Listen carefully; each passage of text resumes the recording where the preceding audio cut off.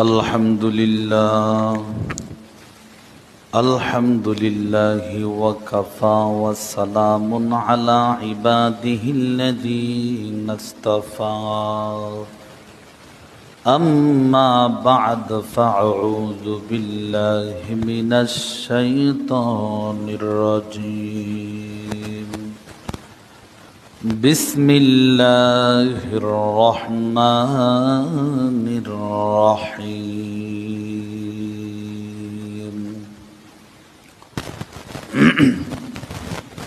قل يا عبادي الذين أسرفوا على أنفسهم لا تقنطوا من رحمة الله إن الله يغفر الذنوب جميعا إنه هو الغفور الرحيم وقال تعالى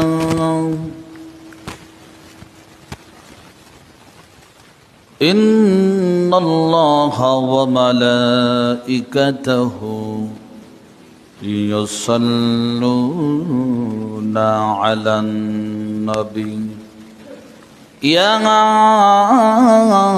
أيها الذين آمنوا صلوا عليه وسلموا تسليما بلغ العلا بكماله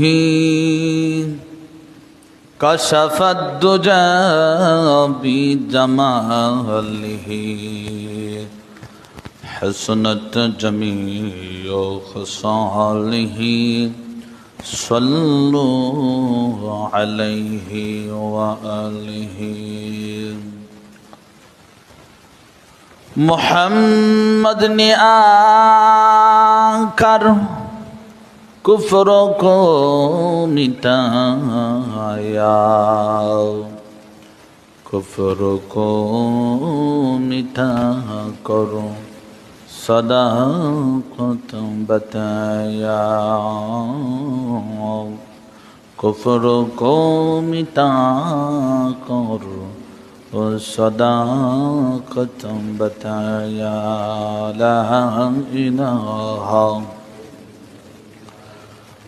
لا الہ الا اللہ لا الہ الا اللہ لا الہ الا اللہ محمد رسول اللہ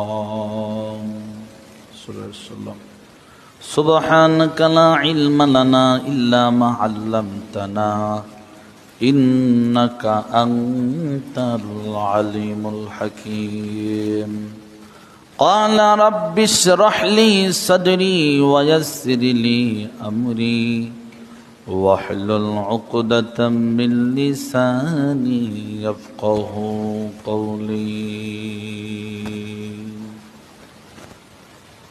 আলহামদুলিল্লাহ সবাই পড়ি আলহামদুলিল্লাহ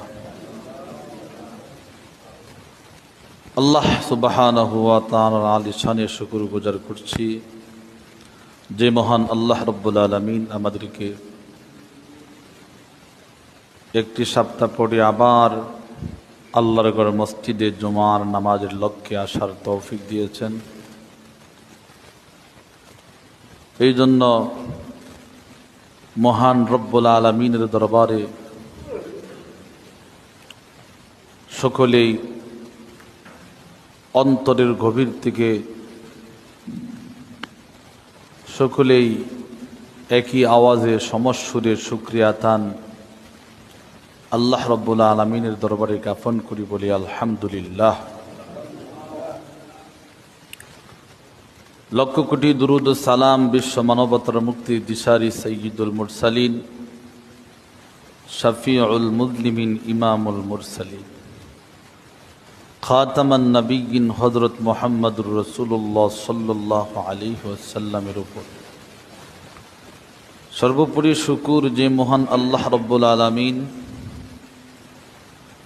আমাদেরকে অত্যন্ত দয়া করে মায়া করে ভালোবেসে সুস্থতার সাথে সুস্থ রেখে আমাদেরকে মহৎ একটি দিনে মহৎ একটি ইবাদত করার জন্য আল্লাহ রাব্বুল আলামিনের ঘর মসজিদে গমন হওয়ার তৌফিক দিয়েছেন। এই জন্য অন্তরের অন্তঃস্থল থেকে আবারও শুকরিয়া জ্ঞাপন করি, বলি আলহামদুলিল্লাহ। সমস্ত প্রশংসার মালিকানা কার? সবখানে প্রশংসা করব কার? আমাদের হায়াতের মালিককে, মৌতের মালিককে, এই জমিনের মালিককে, সব কিছুর মালিক আল্লাহ। সুতরাং আল্লাহর আইনের সাথে আল্লাহর হুকুমের সাথে আমাদের যেন কোনো প্রশ্নবিদ্ধ না হয়। আল্লাহর আইনের সামনে আমাদের মাথা যেন উঁচু হয়ে না যায়, কারণ আল্লাহর হুকুম আল্লাহর পক্ষ থেকে, তিনি যতটুক বড় তার হুকুমটাও ততটুক বড়। সুতরাং আল্লাহর হুকুমের সামনে এই ক্ষুদ্র বান্দার কোনো কথা এবং প্রশ্ন থাকতে পারে না। যদিও আদম সন্তানের মনের মধ্যে অনেক আল্লাহ নিয়েও প্রশ্ন, আল্লাহর হুকুম নিয়েও প্রশ্ন, যে আল্লাহ এই কাজটা ভালো করে নাই, আল্লাহ ওই কাজটা ভালো করে নাই, আল্লাহর আন্তাজ নাই, নাউযুবিল্লাহি মিন যালিক। আল্লাহ বুকরার বিধান চালু করে আল্লাহ মানুষের উপর জুলুম করেছে, আল্লাহ বড় জালিম, এই ধরনের কথা পর্যন্ত এই আদম সন্তান এবং কি বাংলাদেশের এক মহিলার কণ্ঠে পাওয়া গেছে। সেই মহিলা হচ্ছে তসলিমা নাসরিন। নাম শুনছেন? নামটা বড় চমৎকার, ওয়াসাল্লিমু তাসলিমা, কত সুন্দর নাম। এই সুন্দর নামওয়ালা নারী আল্লাহর হুকুমের বিরুদ্ধে কলম ধরেছে, বলেন না নাউযুবিল্লাহ। আল্লাহর হুকুমের বিরুদ্ধে যেই ব্যক্তি কলম ধরে, ওই ব্যক্তি কোনোদিন মুসলমান থাকতে পারে না, বেঈমান হইতেও বেশি দেরি লাগে না। কথা বলেন ঠিক কিনা? এই কথা বলার সঙ্গে সঙ্গে ওই মহিলা, ওই নারী নাস্তিক হয়ে গিয়েছে। কথা বলেন ঠিক কিনা? এই জন্য আল্লাহর হুকুম, আল্লাহ যতটুক বড়, আল্লাহর হুকুম ততটুক বড়। আমি নামাজ পড়ি না, একক্ত পড়ি, চারক্ত পড়ি না, এটা আপনারই ব্যক্তিগত ব্যাপার। আপনি পড়েন না, আপনি শুধু শুক্রবারে পড়েন, পাঁচক্ত পড়েন না, এটা আপনার ব্যক্তিগত ব্যাপার। এই জন্য আপনি এই কথা বলতে পারবেন না যে আল্লাহর খায়া কিছু কাম নাই, পাঁচক্ত নামাজ হুকুম করে দিয়েছে। বিষয়টা কি এরকম? আল্লাহ আপনাকে আমাকে মানুষ বানিয়ে দুনিয়াতে পাঠিয়েছেন, আশরাফুল মখলুকাত, সৃষ্টির মহা জীব, সৃষ্টির সম্মানিত জীব হচ্ছে মানুষ। আল্লাহ সবচাইতে দামি করে, সবচাইতে সম্মান দিয়ে, সবচাইতে মর্যাদা দিয়ে আমি আল্লাহ যেই জাতি, যেই মাখলুক সৃষ্টি করেছি, সেই মাখলুকের নাম হচ্ছে মানুষ। বলেন সুবহানাল্লাহ। আমার মুখের কথা নয়, আল্লাহ সূরাতুল বানী ইসরাঈলের ভিতরে স্পষ্ট করে বলছেন, ওয়ালাকাদ কাররামনা বানি আদম ওয়া হামালনাহুম ফিল বাররি ওয়াল বাহরি